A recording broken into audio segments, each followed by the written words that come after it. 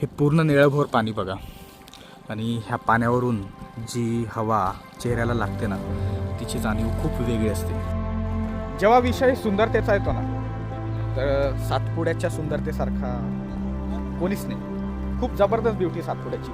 प्रत्येक ठिकाणी सातपुडा अलग अलग त्याची ब्युटी आपल्याला दाखवत असतो आणि इथली ब्युटी पण तशीच काहीतरी आहे। नमस्कार मित्रांनो, साहिल मार्गे यूट्यूब चॅनलमध्ये तुमचं स्वागत आहे।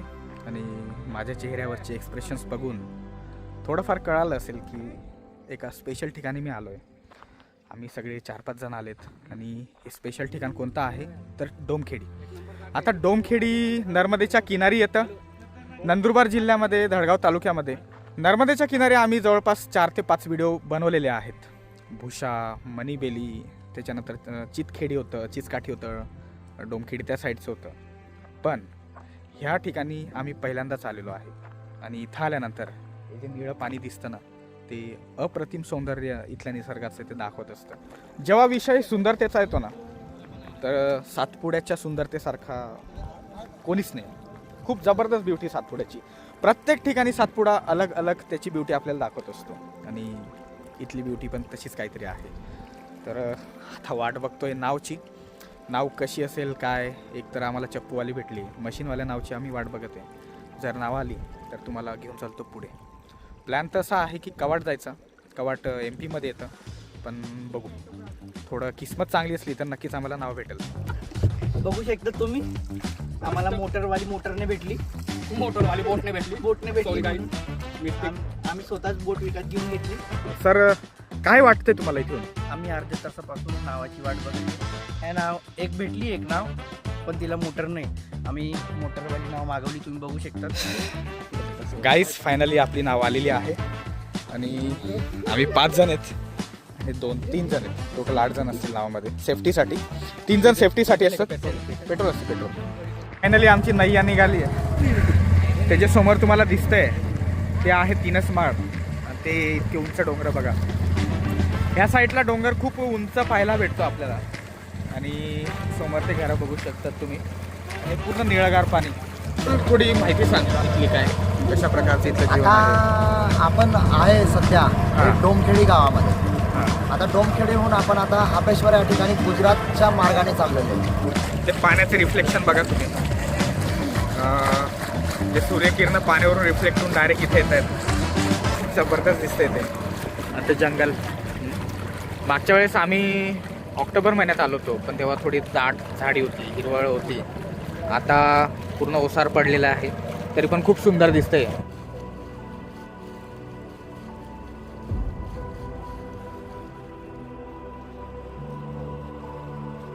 पहिले कधी नावेत बसलाय का तू? नाही, पहिलीच वेळेस आहे। अनुभव खूप नवीन आहे, खूप छान वाटत आहे। जवळपास आम्ही 2 किलोमीटर येऊन गेलो असेल किनाऱ्यापासून, पण हळूहळू हवा लागते इथं। ही आम्हाला भीती आहे की जसं आम्ही मध्ये जाऊ ना तसा वारा त्याचा गोंधळ गाजवायला लागेल, तर तेच नको व्हायला पाहिजे यार। कारण वारा जर लागला तर आम्हाला पुढे जाता नाही येणार आणि वारा हळूहळू लागायला सुरुवात झाली आहे। एखादी गाडी चढताना कशी चढतीला आपल्याला पहिला गिअर टाकून जोर लावा लागतो, तसा आता हा मेन फ्लोमध्ये बोटला देखील आपल्याला इंजिनला पॉवर लागतो, तेवढा जोर लागतो। पाणी बरंच उतरलं आहे बरं का। मागच्या टायमाला आम्ही जेव्हा आलो होतो तेव्हा पाणी पूर्ण भरलेलं होतं आणि हे जे टेकड्या आहेत ना पूर्ण पाण्याखाली होत्या, पण आता पाणी बऱ्यापैकी उतरलेलं आहे। निसर्गाची अस्सल ब्युटी एक्सपिरियन्स करायची असेल ना तर इथं यावं, पण इथं येणं थोडं रिस्की असू शकतं। स्वतःच्या रिस्कवर या, शक्यतोवर इथं नाही आलेलंच बरं आहे। तर तुम्हाला इकडे जी आहे ह्या नर्मदा नदीमध्ये आणि ह्या बोटेमध्ये विदाऊट लाईफ जॅकेट खूप रिस्क आहे। माझं तरी एक मत आहे, शक्यतोवर तुम्ही आमचं यूट्यूब चॅनल फॉलो करून आमचे व्हिडिओ बघा।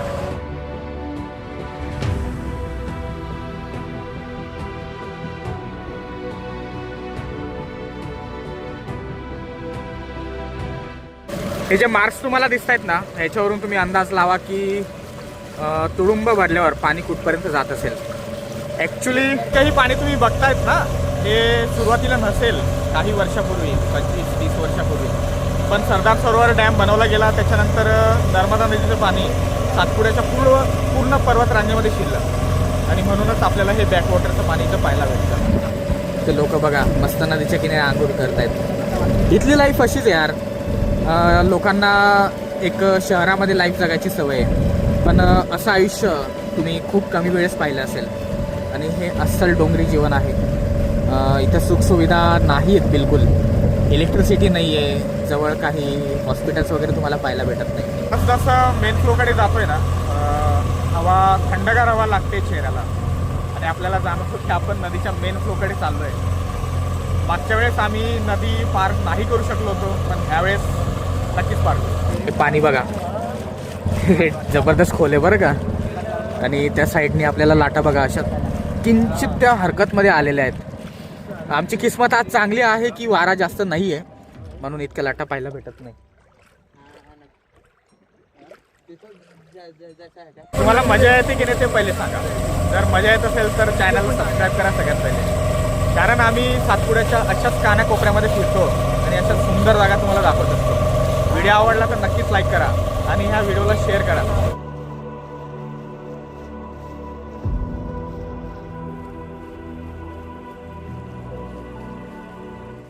समोर दिसणारं जंगल किती दाट येते बघा.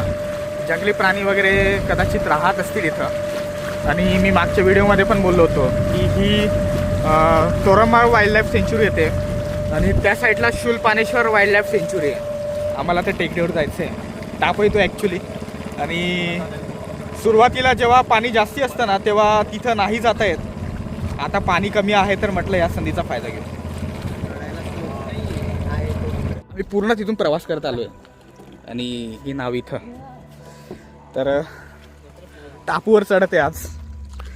हे मार्क्स बघून तुम्हाला एवढं लक्षात येत असेल की पाणी जेव्हा फुल राहतं तेव्हा इथपर्यंत भरलेलं राहत असेल. आणि हे बघा सीन, इथून असं काहीतरी सीन आहे. इथं एखादी झोपडी वगैरे बनवली असेल यांनी, कारण मासेमारी करण्यासाठी इथं यांचा एक हा जसं जणू काही बेस कॅम्प आहे असं काहीतरी बनवलेलं असतं. आम्ही सातपुड्याच्या इतक्या डीपमध्ये ना की प्रत्येक व्यक्ती इथं नाही पोचू शकत, कारण इथं येण्यासाठी तुम्हाला नावेने प्रवास करावा लागतो.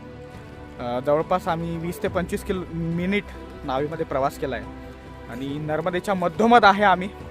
जनरली लोक मेन बॅकवॉटरपर्यंतच असतात आणि तिथून निघून जातात, पण इथून जे सीन आहे यार जबरदस्त. आणि ह्या पाण्यावरून जी हवा चेहऱ्याला लागते ना तिची जाणीव खूप वेगळी असते. खूप शब्दात व्यक्त नाही केली जाऊ शकत, इतकी सुंदर जाणीव या ठिकाणी येऊन होते. मी आता अशा पॉईंटला उभं आहे ना जिथून 3 राज्याच्या सीमा एकत्रित येतात. माझ्या ह्या साईडला महाराष्ट्र आहे, हे जे समोर तुम्हाला दिसतंय ते गुजरात, आणि हे जे तुम्हाला दिसतंय मागे ते आहे मध्य प्रदेश. म्हणजे इथला निसर्ग तिन्ही राज्यांच्या सीमाला एकत्रित आणत असतो. बघू शकतात माझ्या मागे जी नर्मदा नदी दिसती आणि त्याच्या पुढे जे हापेश्वर म्हणून आम्ही सांगितलं होतं तुम्हाला, ते दिसतंय तुम्हाला, ते हापेश्वर आहे. तिकडे ते महापेश्वरचं मंदिर वगैरे आहे. चांगलंच बिल्डिंग दिसून राहिले यार ना. ऑक्टोबर महिन्यात आम्ही जेव्हा इथं आलो होतो ना तेव्हा इथपर्यंत पाणी असावं आणि आता किती पाणी उतरलं आहे बघा. ॲक्च्युली हा चेंज एवढा का होतो, डॅमचं पाणी जेव्हा सोडतात ना तेव्हा पाणी सगळं खाली निघून जातं. बॉईज खूप खुश आहे इथं येऊन, कारण यार हे सीनच असं आहे. तर ते त्यांच्या फिलिंग्स सांगतील. सांगा एक एक करून, काय म्हणतो? खूप छान वाटत आहे, एकदम अनएक्सपेक्टेड, फील रिच. आता तरी व्हिडिओमध्ये खूप जास्त गर्दी आहे, पण मागच्या वेळेस जेव्हा आम्ही आलो तेव्हा हितेश आणि रोहित दोघंच होते. तर काय चेंज वाटतोय रे? चेंज तर प्रत्येक टायमाचा वेगळा असतो आमचा, म्हणजे निसर्गाचा. इथं येऊन जी जाणीव होती ना ती खूप वेगळी आहे. ती तुम्हाला एखाद्या टुरिस्ट प्रसिद्ध ठिकाणी नाही येणार. जे निसर्गप्रेमी आहे त्यांना आमच्या फिलिंग्स समजत असेल, कारण इथं जी चेहऱ्याला अंगाला जी हवा लागते ना ती अलगच एक फिलिंग देते यार. थोडी हवा जास्त वाढली आहे आणि पाणी हरकतमध्ये येईल त्याच्या पहिलेच आम्ही इथून निघतो आणि उखळेल पाणी, उखळेल. काय चला निघतो इथून आणि डोमखेडला जातो जिथून प्रवासाची सुरुवात केली होती. मागे खूप ब्युटिफुल सनसेट होतोय आणि आम्ही इथून निघतो. ही जागा दाखवतो तुम्हाला कशी.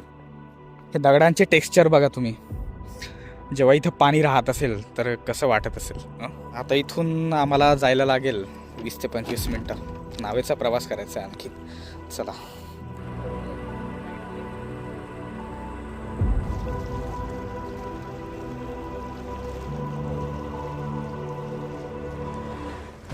या जागेवरती आम्हाला जवळपास 1 तास होऊन गेला आणि सूर्य पूर्ण खाली गेला आहे. सनसेट होण्याच्या तयारीत आहे. पण आम्ही ज्या ठिकाणी जाणार ना तिथं थोडा तरी आम्हाला सूर्य लागेल.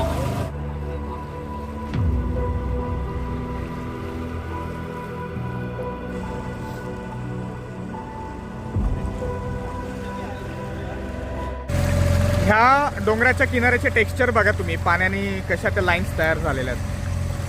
ह्या ज्या लाटा वगैरे येतात ना त्या लाटांमुळे अशा लाईन तयार होतात. इथं ठिकठिकाणी तुम्हाला अशा नावा पाहायला भेटतील. कारण इथं जर तुम्हाला एका ठिकाणाहून दुसऱ्या ठिकाणी जायचं आहे तर नावेनेच प्रवास करावा लागतो. नावेचा उपयोग करावा लागतो. समोर जे तुम्हाला दिसतंय ना निळ्या कापडामध्ये ती आहे पिठाची चक्की. गिरणी ती. आवाज मशीनचा येणार नाही कारण आमची ऑलरेडी नाव चालू आहे त्याच्यामुळे. पण हे जे आजूबाजूचे लोक असतील ते इथं दळण दळायला येत असेल. दे आर लाईफ अशीच आहे इथं. त्यांच्यासमोर तुम्हाला दिसतंय ते 3च माळे बरं डोंगरावरती. 3 स्टेट पॉईंट आहे तो. इथून आपल्याला 3ही राज्याच्या सीमा दिसतात. महाराष्ट्र, मध्य प्रदेश आणि त्या साईडचं गुजरात. समोर दिसणारं घर बघा. तिथं कुठलाच लाईटचा खांब वगैरे दिसत नाही आहे. म्हणजे तिथं इलेक्ट्रिसिटी नसेलच. आणि किती साधं राहणीमान आहे तिथलं.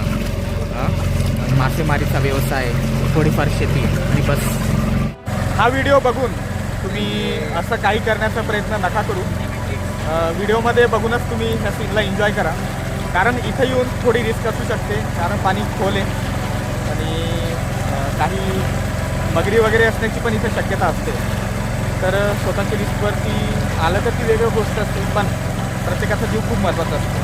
म्हणून अशा ठिकाणी येणं थोडं टाळावं. सुरुवातीच्या काळी जेव्हा सरदार सरोवर डॅम नव्हता गुजरातचा तोपर्यंत या ठिकाणी चांगली वस्ती असे शेती वगैरे राहायची. पण जसं डॅम बनला पाणी अडवलं गेलं नर्मदेचं आणि हे पाणी सातपुड्याच्या डोंगरदऱ्यांमध्ये शिरलं. त्याच्यामुळे हे बॅकवॉटरचं पाणी पूर्ण आपल्याला डोंगरांमध्ये शिरलेलं पाहायला भेटतं. तर असा काहीतरी इतिहास आहे इथला. आणि ह्या गोष्टीचा परिणाम इथल्या जीवनावर पण झाला आहे. म्हणजे जितकी घरं तुम्ही वरती गेलेलं पाहिले असेल ते पहिले खाली राहत असेल आणि पाण्यामुळे ह्यांना वरती जावं लागतं. तुम्ही बघू शकतात आम्ही एका बेटावर होतो.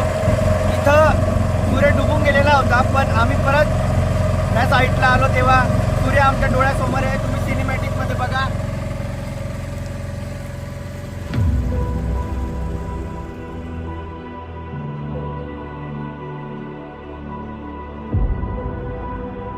आता आम्ही डोंगखेडी पोचण्यात आहे. आणि इथून जे डोंगरं दिसतात ना ॲक्च्युली सातपुड्यात आल्यानंतर प्रत्येक 5 मिनिटाला व्ह्यू चेंज होतो. आणि हीच सातपुड्याची विशेषता आहे. ते सीन तुम्हाला दाखवतो. समोरचं सीन बघा यार तुम्ही. ते उंच डोंगरं त्याच्यावरती असलेला सूर्य आणि सूर्यकिरणं ते पाण्यामधून रिफ्लेक्ट होत आहेत बघा. त्यापेक्षा सुंदर असं काय असू शकतं. समोरचे पूर्ण निळे निळे डोंगर बघा. खूप उंच आहेत बरं का ते. कॅमेऱ्यामध्ये नाही त्यांची ती उंची जस्टिस होत. इथं येऊन एक एक मुमेंट लाईफ जगण्याचा आनंद वाटतो आणि खूप सुंदर जाणीव होते. इथल्या लोकांना ह्या जीवनाची सवय झालेली आहे. पण आपल्यासारख्या लोकांना तुमच्यासारख्या लोकांना हे बघणं खूप विशेष वाटतं.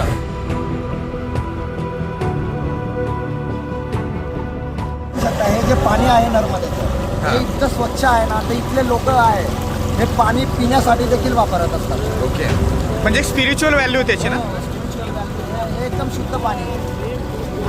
मी त्या जागेवर फिरल्याने या डोंगरांसोबत आता खरंच प्रेम होत चाललं. दुःखद की हा प्रवास इथं संपला आणि आमचा बेस कॅम्प येऊन गेलाय. इथून जायची इच्छा होत नाही पण उठावं लागेल यार. पण उतरावाला. आता काय नाव तुमचं? लिवासाना पटलंय. पटले का? ओके.